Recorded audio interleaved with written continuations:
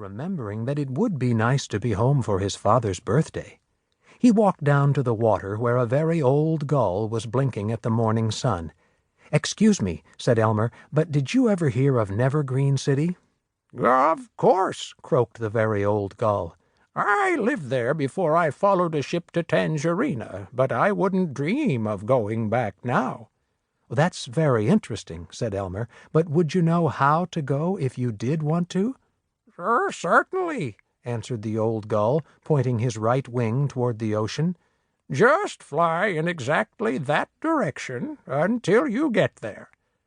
Elmer took out his compass and found that this direction was west-northwest. "Is it very far?" "Far? I should say so."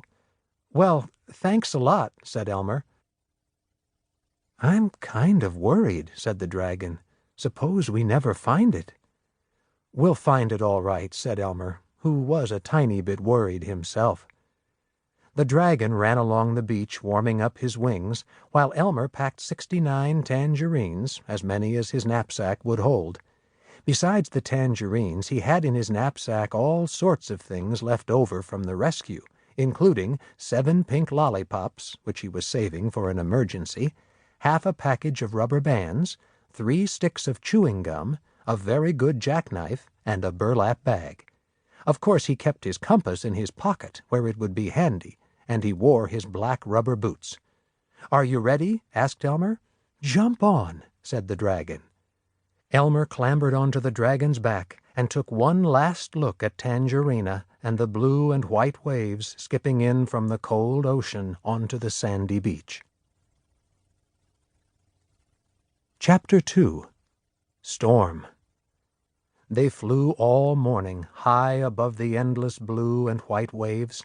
Elmer sat feeling the wind on his face, listening to the whir of the dragon's wings, and watching the compass to make sure they were going in the right direction. "I see a rock down there," said the dragon in the late afternoon. "Let's rest a bit." "Good idea," said Elmer. The dragon circled down to the rock, landing on all 4 feet. Elmer unpacked 11 tangerines, and as he and the dragon ate, they watched the sky turn from blue to gray, and then to dark gray. "Looks like a storm," said Elmer. "Yes," said the dragon. "Do you think we'd better wait here, or go on?" "If the wind's bad, the waves will wash right over this rock," said Elmer.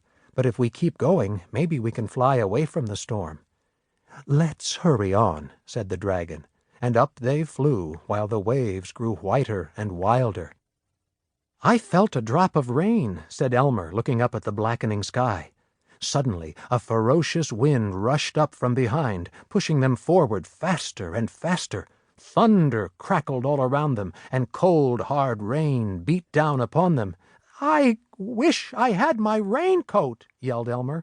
"I wish it weren't raining," panted the dragon. "My wings are getting heavy, and I can't fly very well. Besides, I hate thunder." The wind blew harder, and the rain was colder. Elmer looked at his compass and cried through the rumbling storm, "We're going in the wrong direction." "I can't help it. The wind's too strong. I can't fight against it," screamed the dragon. Elmer put away his compass and looked down at the thrashing spray. He could hear the dragon breathing hard, and he watched his wings beating slower and slower. He wondered how long the tired dragon could fly through the crashing storm. "I can't go on," puffed the dragon, and he sank through the rain nearer to the cold, wild water. Elmer shut his eyes and held on as hard as he could, trying not to cry or think about home. "I'm sorry," huffed the dragon, "that I couldn't keep my promise." "Oh, that's all right. You did your best," sobbed Elmer. And then the dragon sank lower, closer to the water. Splash! "Elmer, we're safe. I landed on sand," yelled the dragon. "But don't get off, because the water is up to my knees." Elmer opened his eyes and looked around, but it was too dark to see anything.